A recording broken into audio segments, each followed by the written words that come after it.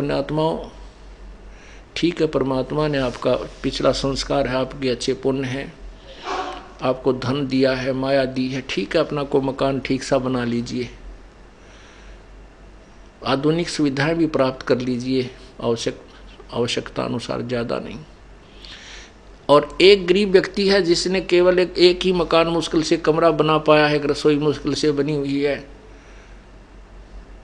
और एक ऐसा है कि जिसने 1 एकड़ में कोठी बना रखी है, और 2 और 3 4 मंजिल की भी, पता नहीं कितने मंजिलों की बना रखी है, लिफ्ट लगा रखी है, पता नहीं कितनी सुविधाएं उपलब्ध हैं।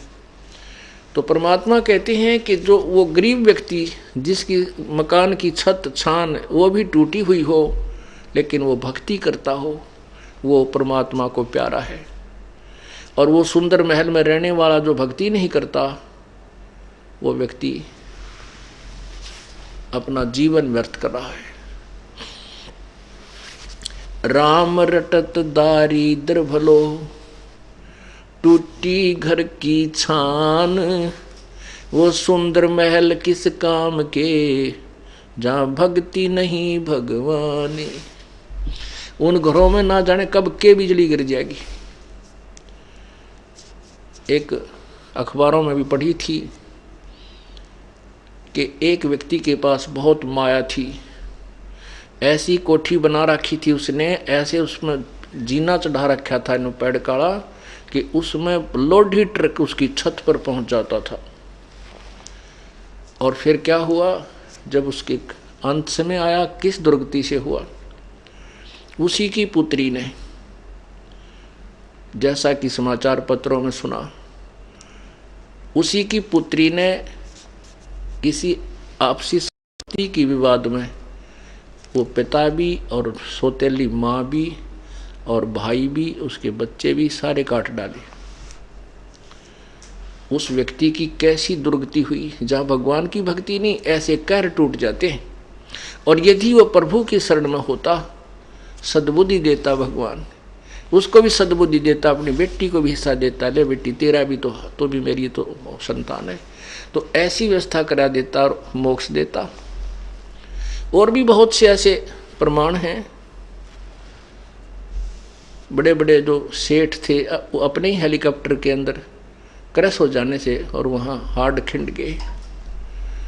परमात्मा इन सब बातों को याद दिलाते हैं। ये नहीं कि हम ना मरेंगे या आप नहीं मरोगे, मरना सभी ने है, लेकिन जो भक्ति करके नहीं करता वो खाली जाता है सच्चे दरबार में, फिर उसका काला मुंह किया जाता है और 83 लाख योनियों में ठोक दिया जाता है। फिर परमात्मा हमें याद दिलाते हैं, राम रटत कन्या भली, साकट भलो न पूत, जैसे छेरी के गल में गलथना, जिसमें दूध न मूते। परमात्मा, जैसे हमारे समाज में एक विशेष पहले से कुछ ऐसी धारणा बनी हुई है कि हम पुत्र को महत्व ज़्यादा देते हैं और बेटियों को कम देते थे। अब तो बहुत परिवर्तन हो चुका है। वर्तमान में तो ऐसा विशेष नहीं रहा है। फिर भी जो भोले भाले हैं वो एकाधा वैसे किसी उलझन में उलझा हुआ नहीं, पहले बहुत ज़्यादा था ऐसा। तो उस समय परमात्मा कह रहे हैं कि भाई राम रटत कन्या भली, बेटी बहुत अच्छी हमें, वो बेटी अच्छी है जो भक्ति करती है, और वो साकट पुत्र, वो पुत्र भी जो साकट हो, वो हमें कति आवश्यकता नहीं। साकट एक तो नास्तिक होता है, नास्तिक वो होता है स्वयं भक्ति नहीं करता पर और किसी को बाधा नहीं करता। साकट वो होता है स्वयं भी भक्ति नहीं करे और कोई जैसे उससे संबंधित और उसके अंतर्गत उसके प्रेशर में जितने व्यक्ति हों उन्हें भक्ति ना करने दे, स्वयं भी नहीं करे और उनको भी किसी न किसी कारण से परेशान रखे ताकि वो भक्ति ना कर सके। उसको साकट कहते हैं, साकट संत लैंग्वेज में। तो क्या बताते हैं कि राम रटत कन्या भली और साकट भला ना पूत, जैसे बकरी के गल में गलथना, बकरी के गल में एक थन जैसी खालड़ा लटका करता है गले में, सतन थन जैसा ही होता है, लेकिन वो किसी यूज में नहीं आता, ना उसमें दूध होता, ना वो पेशाब के काम आता। कहने का भाव ये है कि परमात्मा कहते हैं वो बेटा तो उस बकरी के गल में जैसे वो गलथना लटके, व्यर्थ का वजन, बेमतलब का बोझ, तो वो बेटा जो भक्तिहीन प्राणी है, वो बेटा उस पिता के गले में एक व्यर्थ का बोझ है। और वो बेटी अच्छी है जो भगवान के चरणों में लगी हुई है। अब जो बेटी भगवान के चरणों में लगी है और परमात्मा की भक्ति कर रही है, उसका विवाह होगा, उसका जीवन सफर होगा, प्रारंभ होगा। परमात्मा अपनी बेटी के लिए आगे से आगे उसके दुखों का निवारण करेगा और माता पिता चैन से अपनी भक्ति कर लेंगे। तो कहते हैं वो माता पिता के लिए बोझ नहीं बनेगी वो बेटी जो भक्ति करती है, और जो साकट बेटा भक्ति नहीं करता वो तो एक सिर दर्द है, वो वजन है जैसे बकरी के गल में गलथना जिसमें दूध न मूत, अर्थात यूजलेस। परमात्मा कहते हैं बेटा जाया खुशी हुई बहुत बजाए थाल, ये तो आना जाना लगा हुआ है ज्यों कीड़ी का नाल। अब जैसे राजा लोगों के यहाँ, पैसे वालों के यहाँ पुत्र उत्पन्न होता था तो खुशी मनाते थे बाजे बैंड बजा के, और गरीब व्यक्ति ने पुत्र होने की खुशी मनाने का तरीका ढूंढ रखा कि थाली बजाया करते थे, ये थाल पीटा करते। तो जहाँ भी कहीं आसपास थाली की बजने की आवाज़ आती तो आसपास गोहंड के व्यक्ति समझ जाया करते कि उनके घर में बच्चा होने वाला था, तो उनको लड़का उत्पन्न हुआ है। ये थाली बजाना लड़का उत्पन्न होने की पहचान होती थी। तो परमात्मा कहते हैं बेटा जाया खुशी हुई बहुत बजाए थाल, ये तो आना जाना लगा हुआ है ज्यों कीड़ी का नाड़े। 1 लाख जा रहे हैं, 1.25 लाख जन्म लेने के लिए आ रहे हैं, 1 लाख मर के जा रहे हैं, 1.25 लाख जन्म उत्पत्ति के लिए भागे आ रहे हैं, अलग अलग माताओं के गर्भ में प्रवेश कर रहे हैं। अब परमात्मा याद दिलाते हैं झूठे सुख को सुख कहे मान रहा मन मोदे, ये सकल चबीना काल का कुछ मुख में कुछ गोदे।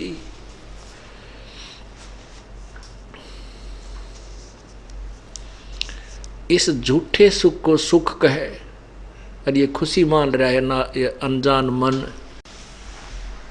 ये तो सकल चबीना, चबीना माने आहार, ये सकल चबीना काल का कुछ मुख में कुछ गोद। 1 लाख तो मुख में जा लिए आज, और बाकी जो बचे हुए इनको गोदी में, गोदी मीन उनको पाल पोस रहा है, उनको खिला रहा है, प्रसन्न कर रहा है, और फिर समय आने पर उनको भी खा जाएगा।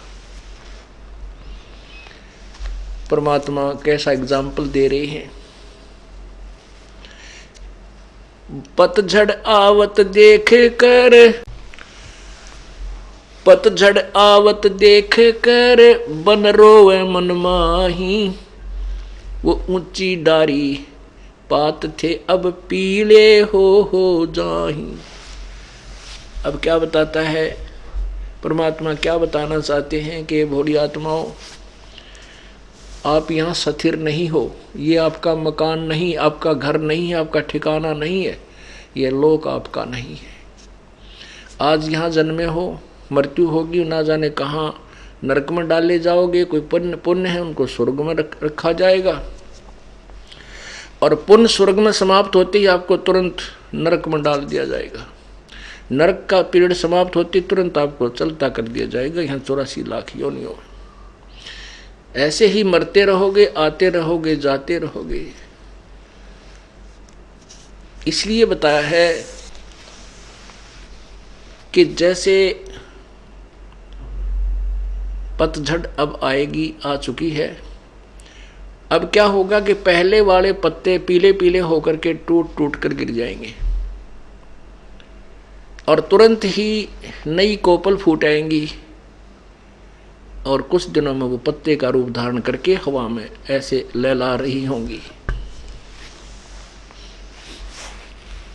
और 1 वर्ष तक वो मस्ती मार लेंगी, फड़फड़ फड़फड़ कर लेंगे।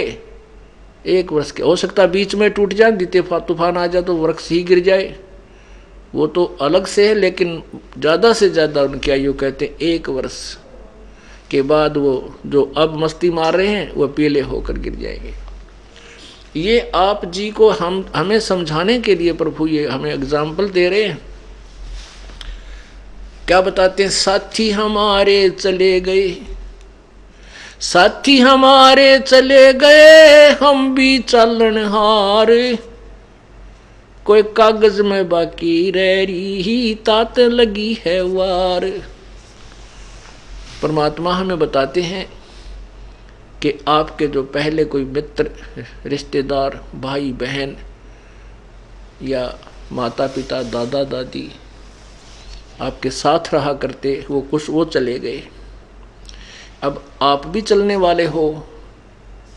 परमात्मा कह रहे हैं कोई कागज में बाकी रह रही, वो समय ना आया है जिस दिन वो बटन स्विच ऑफ करेगा तेरे जीवन का काल। वो कागज में बाकी रह रही है, कोई समय शेष रह रहा है तेरा। जिस दिन वो आएगा तो भी सारे काम को, चाहे आप बस में हो, विदेश गए हो, किसी भी कारण से आपको वहीं का वहीं, आपका एक श्वास भी एक्स्ट्रा आपको नहीं मिल पाएगा।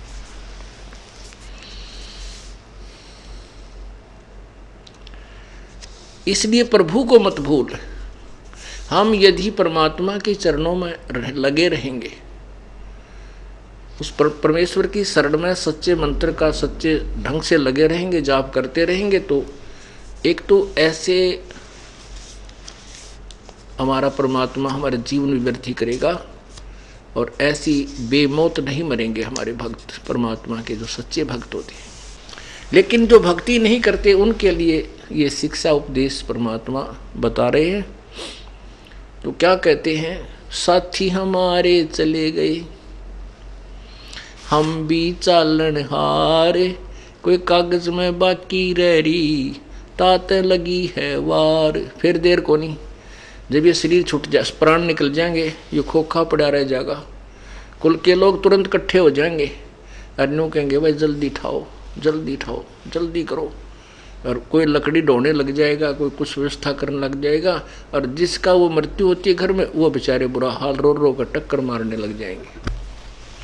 तो परमात्मा कहते हैं यहाँ फिर कति देर नहीं है, इतने देर है, इतने तेरी या स्विच ऑफ ना होता या मृत्यु ना आती तेरी।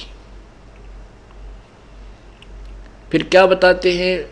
आगे गए ना बावड़े, जो पहले चले गए वो तो तूने देखे नहीं, आगे तेरे पास नहीं आएंगे, नहीं आए। और रहते भी सब जाही, बिन साहिब की बंदगी की ठोर ठिकाना नहीं। पहले चले गए वो तो वापस नहीं आए, आपको वो जो के तुम उसी स्वरूप में नहीं मिले। वो वैसे तो आते रहेंगे 84 लाख योनियों में। पहले गए ना बावड़े, रहते भी सब जाही, बिन साहेब की बंदगी की ठोर ठिकाना नहीं। कबीर परमेश्वर की भक्ति बिना जीव की कहीं भी ठिकाना नहीं है। अब यहाँ मनुष्य जीवन में चाहे राजा बना है, मृत्यु जिस दिन समय आएगा वो राजा जो का तो हार्ट अटैक से या किसी अन्य कारणों से तुरंत मृत्यु को प्राप्त हो जाएगा। उसके बाद फिर नरक जाएगा या स्वर्ग जाएगा, जैसे उसके पुण्य होंगे तो वहाँ स्वर्ग गया, स्वर्ग में समय पूरा होती, ऐसे ही चला चली कर देंगे। चलो फिर नरक में फिर 84 लाख योनियों, कुत्ते की जुन्नी पाई, कुत्ता मृत्यु हो गया, फिर गधे की पाई, गधे में मृत्यु हुआ, आगे फिर और अन्य प्राणियों में। कहती हैं किते ठिकाना कौन। आज कोठी बनाई है, एक व्यक्ति एक शहर में बहुत बड़ी कोठी बनाई उसने मेन रोड के ऊपर, और उसमें एक मार्केट टाइप बिल्डिंग बनाई जिसमें सैकड़ों दुकान बनाई, और बना रहा था वो सैकड़ों दुकान। और उसका उद्देश्य था कि ये कम से कम भी 2-4 लाख रुपए डेली का मुझे लाभ देगी, इतना पैसा मेरे जो है ना कमाऊंगा। वो क्या कर रहा था कि आधी बिल्डिंग बन चुकी थी, आधी शेष थी, वहाँ मजदूर जो काम करते थे उनको पैसे दे करके वहीं पटड़ा गाल कर स्नान करने लग गया। गर्मियों के दिन थे, स्नान करके अपना जो है ना तैमंद धोती बांधी थी और बांधते ही हार्ट अटैक हो गया। वहीं का वहीं लुढ़क गया। वो मजदूर वहीं पर अपने कुछ नोट नाट गिनती कर रहे थे, वहीं बैठे थे, कुछ चले गए थे। 1 सेकंड में मृत्यु होगी और वो उसकी प्लान नो की नो रहेगी। तो परमात्मा हमें याद दिलाते हैं,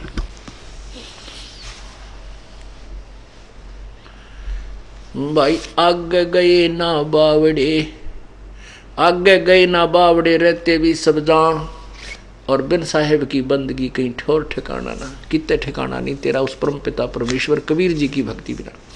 उस कबीर परमेश्वर की भक्ति करने से हमें क्या लाभ होगा कि हम सतलोक चले जाएंगे।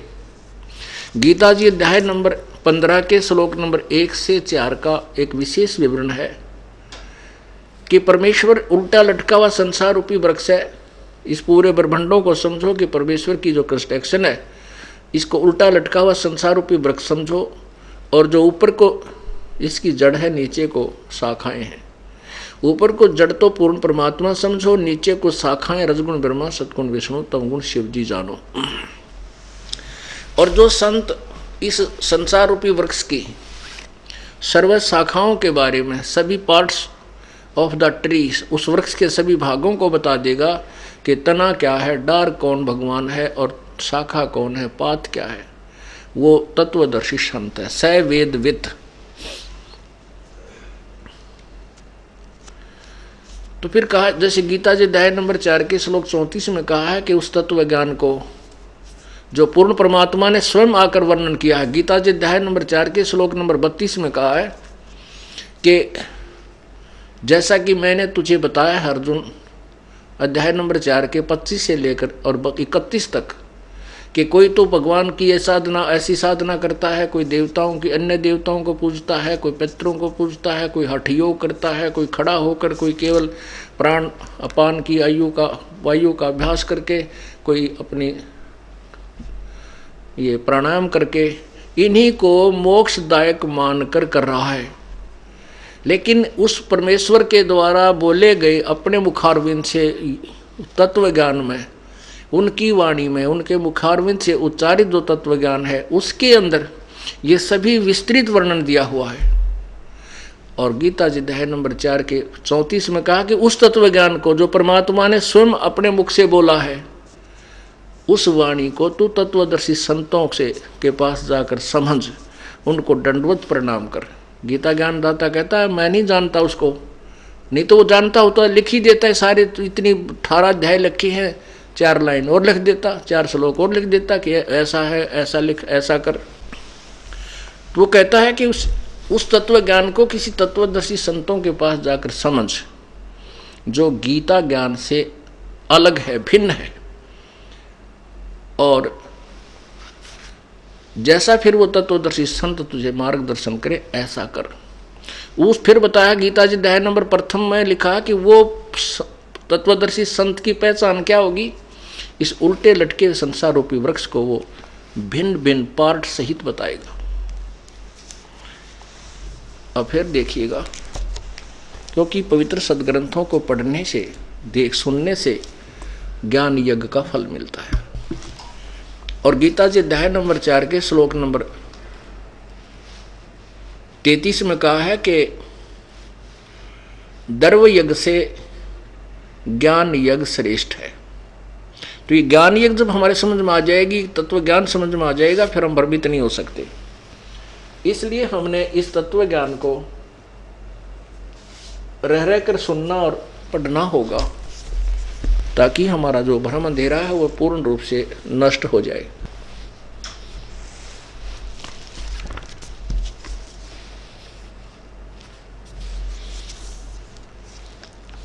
ये देखिएगा पवित्र गीता जी,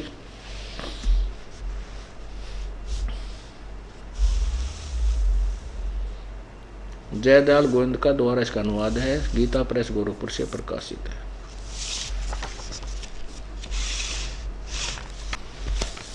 अध्याय नंबर 4 और श्लोक नंबर यहाँ 25 से प्रारंभ करते हैं। अब क्या बता रहा गीता ज्ञानदाता कि दूसरे योगी जन यानी साधक देवताओं की पूजन रूप यज्ञ का भली भांति अनुष्ठान किया करते हैं। अब यज्ञ माने देवताओं की, यज्ञ का माने पूजा का, यज्ञ माने पूजा, धार्मिक अनुष्ठान। कुछ तो देवताओं की पूजा क्या करते हैं, अन्य योगी जन ब्रह्मग्नौ परब्रह्म परमात्मा रूप अग्नि में, ब्रह्मग्नौ का अर्थ होता है परमात्मा के वियोग रूपी अग्नि में, इसका अर्थ ही होता है यज्ञ के द्वारा, यानी विरह को ही ज्ञान भक्ति मानते, आत्म रूप यज्ञ का हवन किया करते हैं। और 26 में कहा है कि अन्य योगीजन श्रोत्र आदि समस्त इंद्रियों को संयम रूप अग्नि में हवन किया करते हैं, दूसरे शब्द आदि समस्त विषयों को इंद्रिय रूप अग्नि में हवन किया करते हैं। अब ये क्या बताया जा रहा है, गीता ज्ञानदाता कह रहा है कि कोई तो अन्य देवताओं की पूजा करते हैं, कोई केवल एक वियोग वैराग में गाते बजाते, या जैसे आपने पढ़ा होगा, कभी सुनाते हैं हम कई बार, कि जैसे ऋषभ देव जी को इतना वैराग हो गया, वो उस वैराग में जंगल में घूम रहा था, इतना उस विरह अग्नि में, परमात्मा के पाने की विरह अग्नि में। तो कहते हैं उस वन में आग लग गई, बांसों के आपस में रगड़ा खाने से दावा न लग जाती है, वो पूरा जंगल जल गया और ऋषभ देव जी भी जल के नष्ट हो गए। तो यहाँ इसमें यही बताया कि कुछ तो ब्रह्म अग्नि में, ब्रह्म अग्नि का अर्थ भगवान के पाने रूपी वियोग की एक तरफ में, वो उसी में भ्रमते भटकते रहते हैं, उसी को मोक्ष मानते हैं, उसी को मोक्ष का मार्ग मानते हैं। और कुछ अपने इंद्रियों को हठ योग से रोकने की चेष्टा करते हैं, कुछ देवताओं की पूजा करते हैं, कोई किसी प्रकार से। आगे देखना फिर आप 26 आपने पढ़ लिया, अब 27 देखो। दूसरे योग, हाँ ये आपने पढ़ लिया। हाँ, दूसरे योगीजन इंद्रियों की संपूर्ण क्रियाओं को और प्राणों की समस्त क्रियाओं को, प्राण माने श्वासों की, ज्ञान से प्रकाशित आत्म संयम योग रूप अग्नि में हवन किया करते हैं। अब इसका क्या अर्थ बताते हैं कि जैसे कुछ तो अपनी इंद्रियों को हठ योग से रोकने की में ही अपना मोक्ष मानते हैं। जैसे राजा जनक के पास जैसे सुखदेव ऋषि जी थे, उन्होंने अपने इंद्रियों को, कर्म इंद्रियों को, ज्ञान इंद्रियों को जीतने की चेष्टा कर ली थी कि मैंने अपनी इंद्रियों पर काबू पा लिया, और उसी से वो मोक्ष मान रहा था। तो राजा जनक के पास जब वो गए उनसे उपदेश लेने के लिए, तब राजा जनक ने कहा था कि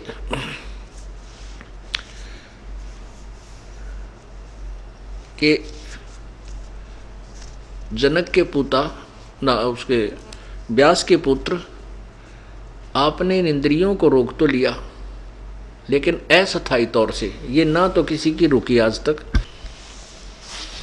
कहते हैं ऐसा योग कमाया पूता, क्या हुआ जो इंद्री धूता। इंद्री कर्म लगाओ किसके, जैसे जिह्वा लेप नहीं मधुरस के। और फिर परमात्मा ने, कबीर परमेश्वर ने बताया है, कहते हैं शब्द सप्रस रूप रसगंध, ये 5 प्रकार के विकार होते हैं जिनसे ये प्राणी, जिनके कारण ये प्राणी अपने जीवन को बर्बाद कर देता है। शब्द का अर्थ होता है जैसे कानों का रस लेना, मीठी मीठी आवाज़, जैसे गाने बजाने पर आदमी इतना प्रभावित हो जाता है, बस की बात नहीं रहती। तो कहते हैं कुरंग, एक मृग को कुरंग कहते हैं, उसमें विषय का विकार, उसके अंदर कान के से शब्द सुनने के विकार होता है। वो इतना विवश होता है कि शिकारी लोग उनको पकड़ने के लिए एक ऐसी धुन तैयार करते हैं सारंगीत है, वो इतना प्रभावित हो जाता उन कानों के शब्द के कारण कि उस शिकारी के सामने आकर के ऐसे गर्दन रखकर आनंद लेने लग जाता है। और वो उसकी टीटवी पकड़ लेता है धर के सरंगी ने और बांध देता है उसको रस्से से, और फिर उसका मांस न्यारा बेचे, चाम न्यारा बेचे। और सप्रस जो है उसने, कुरंग ने अपने एक विकार के कारण, एक इंद्री के कारण, कान इंद्री के कारण अपना जीवन बर्बाद कर दिया, न्यौछावर कर दिया, खत्म कर दिया। और फिर सप्रस, ये संतान उत्पत्ति की जो प्रेरणा है, इसको सप्रस कहते हैं। हाथी पकड़ने वाले क्या करते हैं, एक हथनी को ट्रेंड कर लेते हैं और एक गड्ढा खोद लेते हैं लंबा चौड़ा, उसके ऊपर एक लकड़ों की छत दे करके उसके ऊपर मिट्टी डाल करके लंबी चौड़ी, और उसके ऊपर फिर छोटा छोटा घास नया बिल्कुल ताज़ा उसमें ऐसे लगा देते हैं, जैसे ऐसा लगता है कि ये बिल्कुल घास उगा हुआ है। उस हथनी को भेज देते हैं उन हाथियों के झुंड में, वो ट्रेंड होती है और वो जाकर के उन हाथियों को सप्रस करती है, उनको प्रेरणा करती है, उनके अंदर रजोगुण उत्पन्न कर देती है। और फिर वो उसके साथ भागने की चेष्टा जब वो कोशिश करते हैं तो वह भाग लेती है, पीछे पीछे हाथी उसके पीछे पीछे 4, 5, 6 का झुंड लग लेता है। वो ट्रेंड होती है, सीधी भागी आती है। वो जो हाथी पकड़ने वाले वृक्षों की ओट में खड़े हो जाते हैं, आड़ में।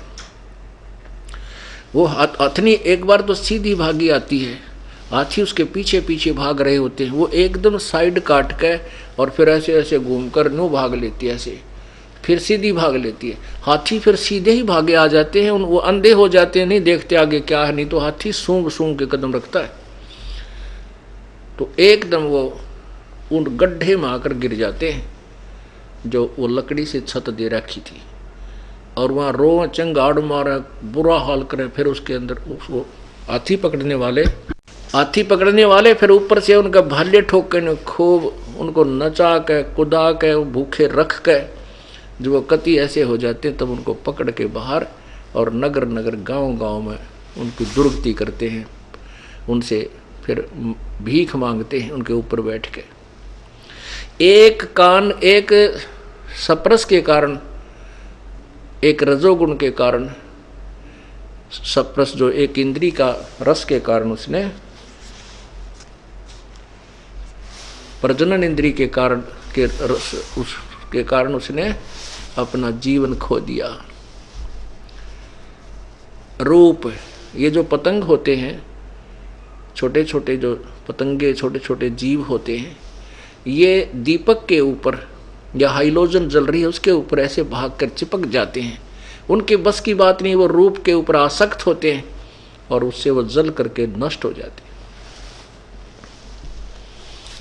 रस, जीव के स्वाद, जिह्वा इंद्री के कारण एक मछली जो अपना जीवन बर्बाद कर देती है, क्योंकि मछली पकड़ने वाले एक कांटे में लोहे के घुंडी वाला तार होता है, उसके अंदर एक मांस का टुकड़ा फंसा के और एक धागे से वो कुंडा बांध कर कांटा और जल में डाल देते हैं, और वो मछली भाग कर उसको पकड़ लेती है।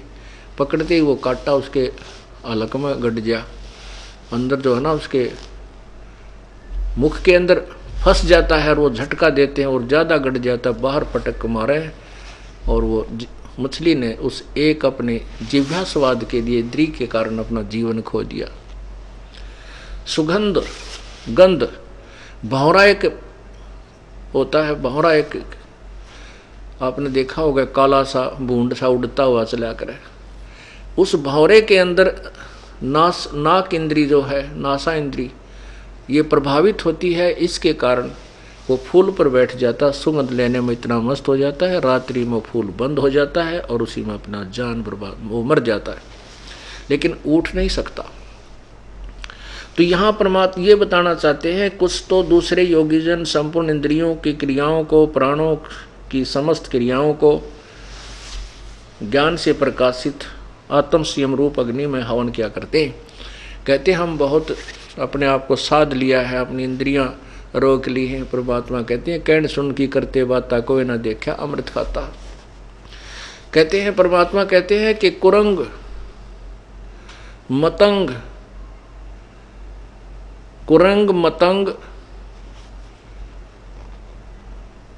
सरंग और भरंगा इंद्री एक ठग्यो तिस अंगा। होय होय। कुरंग मतंग पतंग भरंग और सरंगा इंद्री एक ठग्यो तिस अंगा, और तुम रे संग पांचों प्रकाशा, ये योग युगत की झूठी आशा। एक एक प्राणी, उन प्राणियों में एक एक इंद्री प्रभावित थी, जिसके कारण अपना जीवन खो दिया। तुम्हारे साथ तो पांचों विकार आपके अंदर, मनुष्य जीवन के अंदर काल ने ये पांचों फिट कर दिए, और किसी न किसी कारण तो तेरे जाल में रहेगा ही रहेगा। तो यहां परमात्मा कहते हैं तुम रे संग ये पांचों प्रभावित हैं, तो योग युगत की झूठी आशा। तो यहाँ ये बताना चाहते हैं कि कोई तो ऐसी साधना को उत्तम मोक्षदायक मान जानता है, कोई इसको मोक्षदायक जानता है, उसको मोक्षदायक जानकर ही करता रहता है। कहते हैं आगे बताएंगे कि वो तो इनके विषय में और विस्तृत ज्ञान तत्वदर्शी संत, वो परमात्मा ने आकर ही अपने मुखारविंद से बताया हुआ होता है, वो तत्व ज्ञान है। अब देखिएगा अध्याय नंबर 4 चल रहा है। आपने 27 सुना। दूसरे योगीजन इंद्रियों की संपूर्ण क्रियाओं को और प्राणों यानी समस्त क्रियाओं को ज्ञान से प्रकाशित, यानी अपनी सूझबूझ तनु का हमने संयम कर लिया, आत्म संयम योग रूप अग्नि में हवन करते हैं। 28 में देखो, कई पुरुष दर्व यज्ञ संबंधी यज्ञ करने वाले हैं, यानी भंडारे भंडूरे करते रहते हैं। तपस्या करने वाले ही, कितने ही अन्य जो तपस्या रूप यज्ञ करने वाले जो तप करते हैं, हठ योग करके, खड़े होकर, बैठकर, जो पानी में कहीं कहीं, तथा कि दूसरे कितने ही योग रूप यज्ञ को हवन करते हैं। कुछ योग ही करते हैं, जैसे योगासन जिनको कहते हैं, करते हैं। कितने ही करते, कितने ही अहिंसावादी तीक्ष्ण व्रतों से युक्त यत्नशील पुरुष स्वाध्याय रूप यज्ञ, ज्ञान यज्ञ करने वाले हैं। अब देखो कहते कुछ तो बेचारे इसे जबरदस्त इतना तप, इतना भयंकर जो है ना कष्ट सहन करते हैं, तीक्ष्ण, जैसे आपने जैनी साधु देखे होंगे, पैरां तर नंगे, मुंह पर पट्टी बांध लेंगे, कहती है इसी को मोक्ष मानते हैं। कहते नावा भी कोई ना कदे, कुछ ऐसे हैं जैनियों में कि स्नान भी नहीं करना है, स्नान करने तो जीव मर जाएंगे। अरे तेरा बोला पैदल चालो फिर कितना मार दो तुम, मतलब अब बिना ज्ञान के, बगैर तत्व ज्ञान के ऐसे कहते हैं। सभी अपनी अपनी साधनाएं ऐसी ऐसी कर रहे हैं। कुछ स्वाध्याय, जैसे किसी ने बता रखा गीता जी का एक पाठ डेली कर लिया करो, एक अध्याय, ओहो बेड़ा पार हो जाए। कहते इस स्वाध्याय से ही कोई मोक्ष मानते हैं? नहीं। अब कहते हैं इस सारे तत्व, इस सभी के विषय में तत्व ज्ञान से निर्णय होगा। वो परमात्मा ने स्वयं अपने मुखारविंद से बोला हुआ है। ये इसका, ये इस पवित्र गीता जी के ज्ञान को हमने इस तरीके से समझना है, जो इसका वास्तविक लाभ हमें मिलेगा। अब देखना अध्याय नंबर 4 का आपने ये 28 तक सुन लिया। अब 29, 30। दूसरे कितने ही योगीजन अपान वायु में प्राण वायु को हवन करते हैं, वैसे ही अन्य योगीजन प्राण वायु में अपान वायु को हवन करते हैं। अन्य कितने ही नियमित आहार, यानी कुछ कम आहार करने वाले प्राणायाम प्रायण पुरुष प्राण और अपान की गति को रोककर प्राणों को प्राणों में ही हवन किया करते हैं। ये सभी साधक यज्ञों द्वारा पापों का नाश करने वाले यज्ञ को जानने वाले हैं। इसका वास्तविक अर्थ ये है कि ये जो साधना कर रहे हैं ना, जैसी भी, वो सभी इन सभी अपनी क्रियाओं को पाप नाशक ही मानकर करते हैं कि हम अपनी क्योंकि पाप नाश होए बिना कल्याण नहीं हो सकता। तो ये कहते हैं ये सभी जो क्रियाएं कर रहे हैं ये अपनी अपनी क्रिया को जो करते हैं ऐसे वो पाप नाशक जानने वाले हैं, यानी उनको पाप नाशक जानते हैं।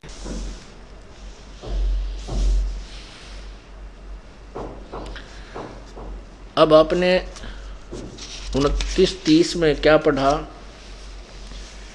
कि कुछ तो योगी जन अपान वायु में प्राण वायु को हवन करते हैं। कुछ आपने देखा होगा योग अभ्यास यानी प्राणायाम अभ्यास से श्वास को इतना सूक्ष्म कर लेते हैं और उसी से कहते हैं हम मोक्ष हो जाता है। काफी समय तक प्राण रोकने का अभ्यास कर लेते हैं और कहते हैं बस इसी से ये मोक्ष हमारा तप बन रहा है, साधना बन रही है। कहते हैं नहीं, परमात्मा कहते ऐसा नहीं। कुछ योग करते हैं, योग माने अभ्यास, योग अभ्यास करते हैं, उसी से अपना कल्याण मानते हैं और कितने ही नियमित आहार करके और कुछ प्राण अपान की वायु को गति को रोक कर यानी जो अपना सांस रोक लेते हैं।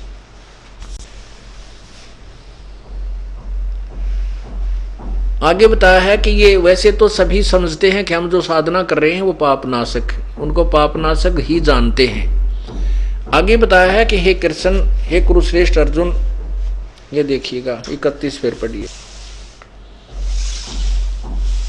हे कुरुश्रेष्ठ अर्जुन, यज्ञ से बचे हुए अमृत का अनुभव करने वाले योगीजन सनातन ब्रह्म सनातन ब्रह्म परमात्मा को प्राप्त होते हैं। यज्ञ से बचे हुए अमृत का अनुभव करने वाले,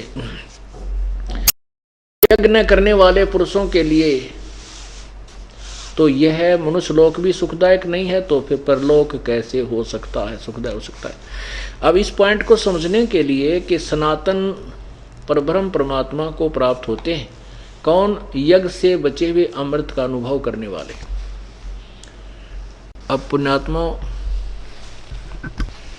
गीता जी अध्याय नंबर 3 के श्लोक नंबर 10 से लेकर के 15 तक विवरण दिया है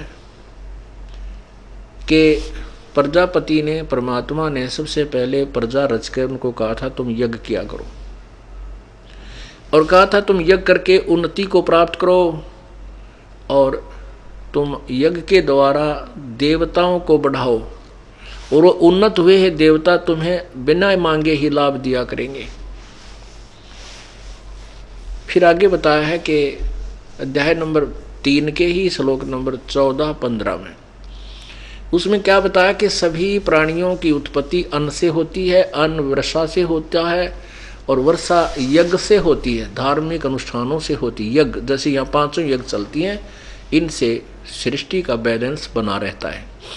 वर्षा यज्ञ से होती है, यज्ञ शास्त्र अनुकूल भक्ति कर्म से होते हैं और यज्ञ यानी कर्म ब्रह्म ने लगाए। ब्रह्म इस काल के लोक में हम आए तो हमने काम करना पड़ा और ये अनुष्ठान करके अपना टाइम पास, इसे कुछ राहत लेकर के अपना गुजारा करते।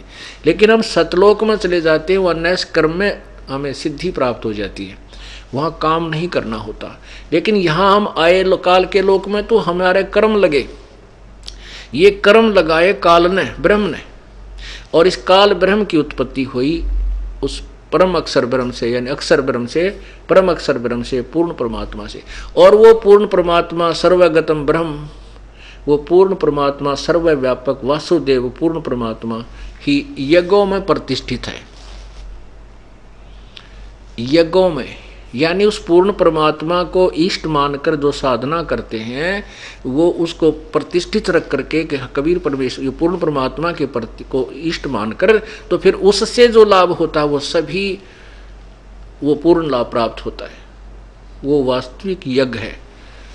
अब देखना, अब गीता जी अध्याय नंबर 4 के श्लोक नंबर 31 में कहा कि यज्ञ से बचे हुए अमृत का जो अनुभव करते हैं। अब तीसरे अध्याय का आप देखिएगा, ये 3 श्लोक आपको 4-5 श्लोक पढ़ाएंगे क्योंकि तीसरे से कंटिन्यू आ रहा है ये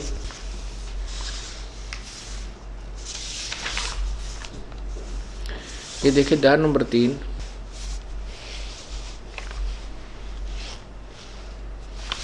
और यहां से 10 नंबर श्लोक से शुरू करते हैं। प्रजापति ब्रह्मा ने कल्प के आदि में यज्ञ सहित प्रजाओं को रचकर उनसे कहा था, तुम लोग इस यज्ञ के द्वारा वृद्धि को प्राप्त हो, यह यज्ञ तुम लोगों को इच्छित भोग प्रदान करने वाला हो। अब 11वें में कहा है कि इस यज्ञ के द्वारा देवताओं को उन्नत करो और वो देवता तुम लोगों को उन्नत करें। इस प्रकार निस्वार्थ भाव से एक दूसरे को उन्नत करते हुए तुम लोग परम कल्याण को प्राप्त हो जाओगे।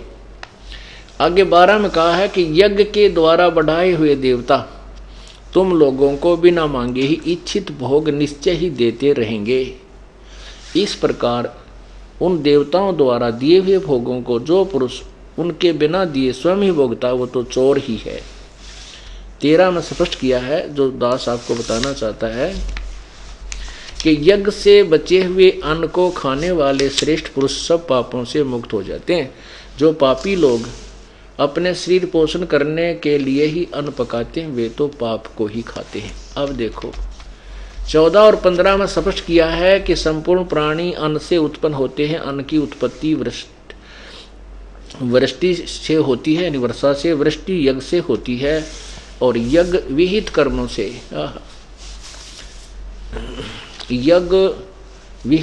से उत्पन्न होते हैं। और कर्म समुदाय को तू ब्रह्मो उद्भवम, वे इन अर्थ कर दिया वेद से उत्पन्न नहीं, ब्रह्म माने इस ब्रह्म काल से उत्पन्न, और वेद को और ब्रह्म को इस काल को अविनाशी परमात्मा से उत्पन्न हुआ जान। इन्होंने ब्रह्म का अर्थ वेद किया जो बिल्कुल गलत है। कहीं नहीं हो सकता वेद का ब्रह्म का अर्थ वेद। ब्रह्म परमात्मा को कहते हैं और ब्रह्म परमात्मा को कहते हैं और वेद परमात्मा का संविधान है। तो ऐसे एक राजा का विधान है, संविधान है। तो राजा को संविधान अर्थ नहीं किया जा सकता। यदि कोई राजा का अर्थ संविधान अर्थ करता है तो अपरिचित व्यक्ति है, वो अज्ञानी है।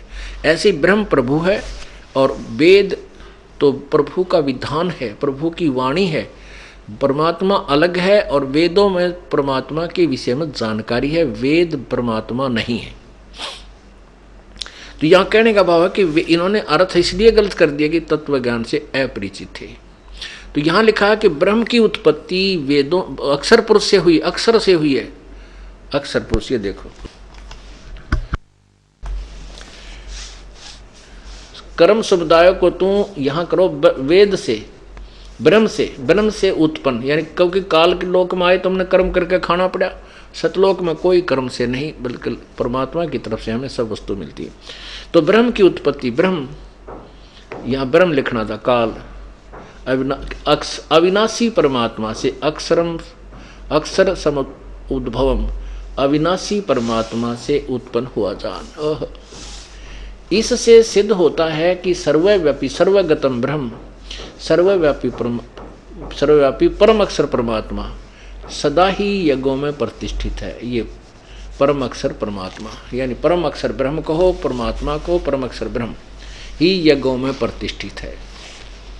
क्या मतलब हुआ कि जो अब ये समझना, इसको समझने के लिए आपको बार बार ये क्लास समझाया जाएगा आप स्टूडेंट हैं, आप परमात्मा के प्राप्ति वाले विद्यालय, स्कूल, कॉलेज के यानी विश्वविद्यालय के विद्यार्थी हो। आपको रह कर ये चैप्टर रह कर ये क्लियर करना पड़ेगा दास को, कि ताकि आप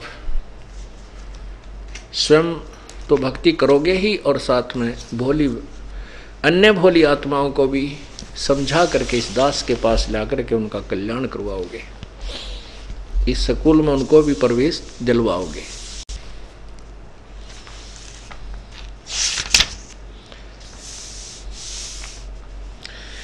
अब जैसे आपने गीता जी अध्याय नंबर 3 का श्लोक 10 पढ़ा, उसमें कहा कि प्रजापति ब्रह्मा ने, वैसे तो प्रजापति का अर्थ कुछ और होता है, ये प्रजापति ब्रह्मा को मानते हैं, हम इसको ज़्यादा पछड़े ना पड़ के अपना उस उद्देश्य को सिद्ध करते हैं। कल्प के आदि में यज्ञ सहित प्रजाओं को रचकर, यानी सब यज्ञों को अनुष्ठानों के विषय में भी बताया था और साथ में प्रजा की रचना की। तुम लोग यज्ञ के द्वारा उन्नति को प्राप्त हो, वृद्धि को प्राप्त हो, और तुम लोगों को यह यज्ञ तुम लोगों को इच्छित भोग प्राप्त कराए। 11वें में लिखा कि यज्ञ के द्वारा देवताओं को उन्नत करो। अब आपने ये भी पढ़ा है कि उस यज्ञ में प्रतिष्ठित वो परम अक्षर ब्रह्म है, और उस परम अक्षर ब्रह्म से ही ये ब्रह्म की उत्पत्ति हुई। वो सर्वगतम ब्रह्म, वो सर्वव्यापी अक्षर ब्रह्म यानी परम अक्षर ब्रह्म यानी परम अक्षर परमात्मा ही यज्ञों में प्रतिष्ठित है। अब यहाँ देखिएगा कि जैसे हमने एक भक्ति रूपी पौधा लगाना है, तो ये है पूर्ण परमात्मा रूपी मूल। जैसा हमने प्रारंभ किया था, इसको कहाँ से हमने प्रारंभ किया था? 15वें गीता जी अध्याय नंबर 15 के श्लोक नंबर 1 से 4। हम इसको समझाना के लिए आपको विस्तृत विवरण बता रहे हैं कि ये एक उल्टा लटका संसार रूपी वृक्ष है, जो जमीन से बाहर दिखाई देता उसको हम पेड़ बोलते हैं, वृक्ष कहते हैं। और इसका ये तना मोटा तना कहलाता है, ये हिस्सा, ये पार्ट जो है ये मोटी डार कहलाती है, फिर आगे शाखाएं कहलाई जाती हैं, ये पत्ते हैं। तो इसमें बताया गीता जी अध्याय नंबर 1 में कहा कि ऊर्ध्व मूलम अधः शाखम, ऊपर को मूल वाला और नीचे को शाखाओं वाला।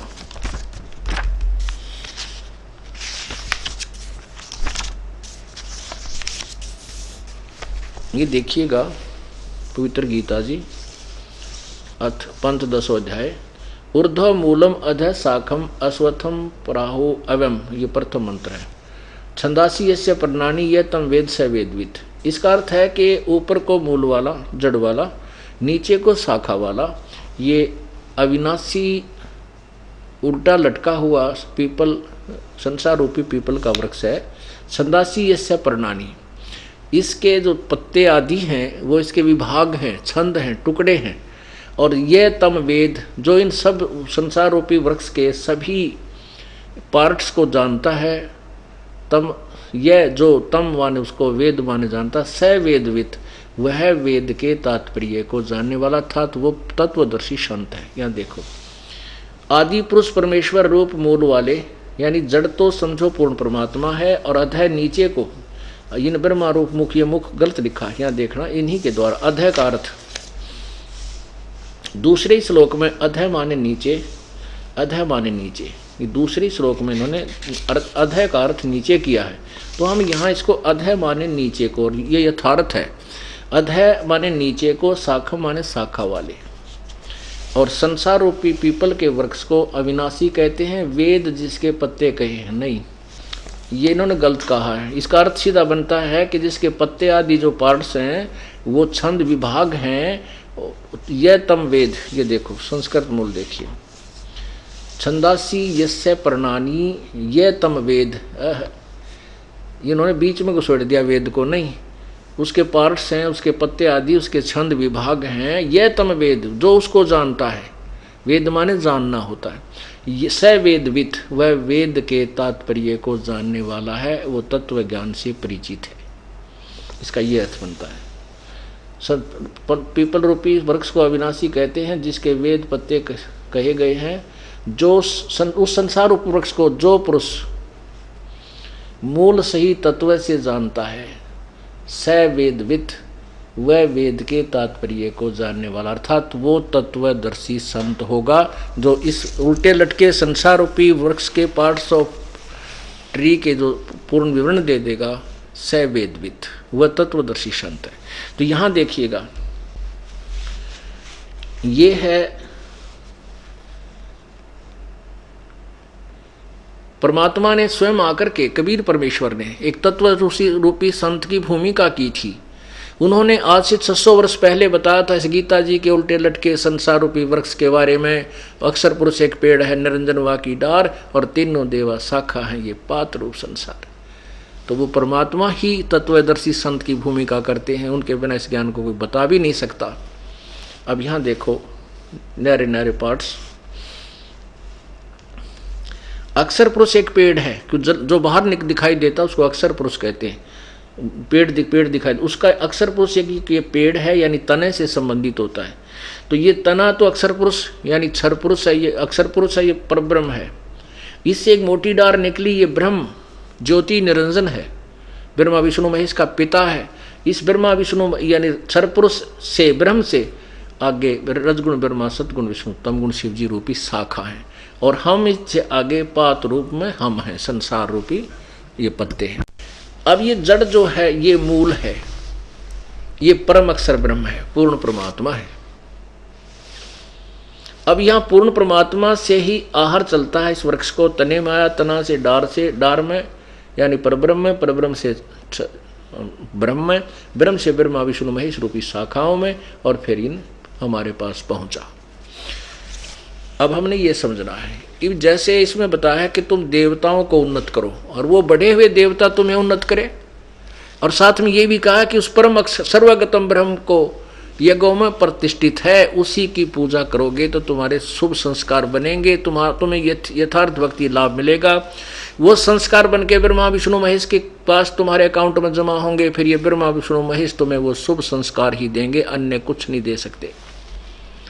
तो हमने पूजा तो पूर्ण ब्रह्म की करनी होगी, उसके बताए अनुसार चलना होगा। उसके बाद जो संस्कार हमारे पुण्य बनेंगे जैसे भी यहाँ के, तो वो फिर ब्रह्मा विष्णु महेश के पास जाएंगे, वो आपको वर्क डन देंगे, किए हुए कर्म का फल ही देंगे। और वो कर्म कैसे बनेंगे?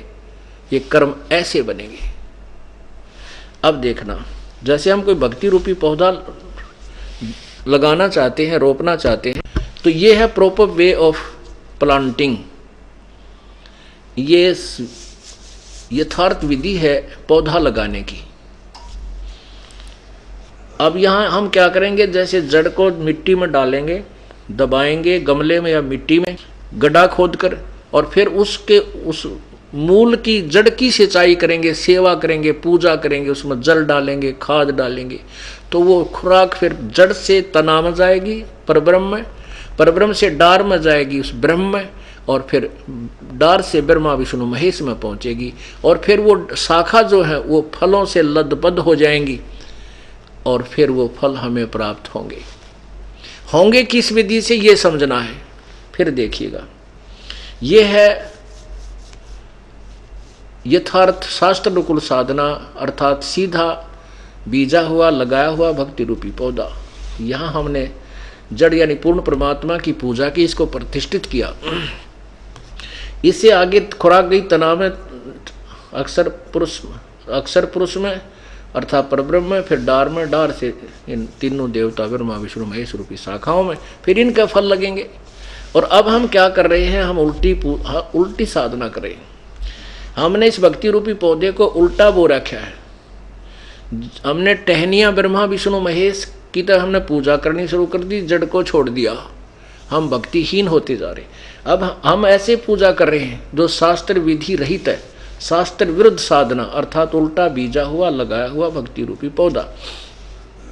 तो यहाँ से पानी डाल रहे हैं, ये टहनियाँ गल गई और भक्ति रूपी पौधा हमारा सूख गया, हमें कोई लाभ नहीं हो रहा। अब हमने ना तो कोई छोड़ना है, हमने किसी, कहते हैं आपके गुरुजी तो ब्रह्मा विष्णु महेश की पूजा को मना करते हैं, और वो तो हमारे देवताओं को पूजा से मना करते हैं वहाँ जाना ठीक नहीं। नहीं, दास किसी को मना नहीं करता। हमारे ज्ञान को ना समझ कर जो भ्रमित लोग, भ्रमित करने वाले, जो अपनी दुकानें बचाने वाले, जो धर्म की आड़ में शोषण कर रहे हैं जनता का, वो लोग भ्रमित करते रहते। दास नहीं कहता कुछ छोड़ने को, इस पौधे को सीधा करने को कहता ताकि आपको सर्व लाभ मिले। अब आप ऐसे पूजा करें, अन्य देवताओं की पूजा करते हो, और दास कहता है कि ऐसे करो बस, तो ब्रह्मा विष्णु महेश को हम कहाँ छोड़ेंगे, क्योंकि फल तो इन्होंने देना हमारे को। इन टहनियों को तोड़ने को कोई कहेगा वो मूर्ख है, उसको कोई ज्ञान नहीं। ब्रह्मा विष्णु महेश को छोड़ने की कोई कहे तो नालायक व्यक्ति है। नहीं, हम कहते हैं भक्ति रूपी पौधा सीधा करो और फिर फल यहाँ लगेंगे। जब ये पेड़ होगा तो यज्ञों में प्रतिष्ठित पूर्ण परमात्मा है। अब यज्ञ से बचे हुए अन्न को, अब जैसे हमें परमात्मा ने पूर्व संस्कारवश जो धन दिया है उसमें से हम दान पुण्य नहीं करते, हम चोर हैं उस मालिक के। और परमात्मा कहते जिन हर की चोरी करी और गए राम गुण भूले, ते बिदना बागुल किए अब रहे उर्द मुख झूले। बागुल पक्षी बना दिए जाते हैं, वो कहते हैं मुख से खाते हैं और मुख से ही टट्टी करते हैं। वो बागुल पक्षी उल्टे लटके रहते हैं, ऊपर को पंजों से और नीचे को मुंह रहता है उनका, बिरान माटी होती है। अर्थात महादुखी प्राणी हो जाओगे जिन हर की चोरी करी और गए राम गुण भूल। परमात्मा की महिमा से जो अपरिचित होकर के और ये दान पुण्य करना त्याग दिया, उनकी दुर्गति होगी। अब यही ये कहना चाहते हैं अपनी पवित्र गीता जी कि जो व्यक्ति पर जो उन देवताओं के द्वारा दिए हुए, बड़े हुए देवता जो तुम्हें धन देते हैं, अर्थात जो तुम्हारे यथार्थ भक्ति मार्ग से जो तुम्हें धन मिला और उसमें से तुम आगे दान नहीं करते हो, तो तुम कहते हो वो चोर हैं और केवल अपने उदर पोषण के लिए नाना प्रकार के पकवान बनाकर खाता है, दान धर्म नहीं करता है, कहता वो पाप को ही खाता है। अब यज्ञ से बचे हुए, यज्ञ से बचे हुए अन्न को खाने वाले, यज्ञ से, यज्ञ कौन सा है? धार्मिक यथार्थ शास्त्र अनुकूल साधना को हम यज्ञ कहते हैं, यानी यथार्थ अनुष्ठान कहते हैं। उस यज्ञ से बचे हुए अन्न को खाने वाले, अब देखिए यज्ञ से अध्याय नंबर 3 के श्लोक नंबर 13 में, यज्ञ से बचे हुए अन्न को खाने वाले श्रेष्ठ पुरुष सब पापों से मुक्त हो जाते हैं। जो पापी लोग अपना शरीर पोषण करने के लिए अन्न पकाते हैं वे तो पाप को ही खाते हैं। अब 14-15 में स्पष्ट किया है कि संपूर्ण प्राणी ये अन्न से उत्पन्न होते हैं। अन्न की उत्पत्ति वर्षा से, वर्षा यज्ञ से होती है और यज्ञ शुभ कर्मों से, शास्त्रानुकूल कर्मों से होने वाले हैं। और कर्म तो काल ब्रह्म के द्वारा उत्पन्न किए जान, और ब्रह्म काल की उत्पत्ति अविनाशी परमात्मा से उत्पन्न हुआ जान, और इससे सिद्ध होता है कि वह सर्वगतम ब्रह्म, सर्वव्यापी परमेश्वर, परम अक्षर परमात्मा सदा ही यज्ञों में प्रतिष्ठित है। अब यहाँ से प्रसंग उठा था, वहाँ गीता जी अध्याय नंबर 4 के श्लोक नंबर 31 में कहा कि यज्ञ से बचे हुए अन्न को खाने वाले श्रेष्ठ पुरुष पापों से बच जाते हैं। क्योंकि जो साधना शास्त्र अनुकूल नहीं करे वो तो पाप कर रहे हैं, साधना करते तो भी पाप कर रहे हैं, और जो शास्त्र अनुकूल साधना करते हैं वही पापों से, उन होने वाले शास्त्र विरुद्ध साधना से होने वाले पापों से वही बचते हैं जो यथार्थ साधना पूजा करते हैं।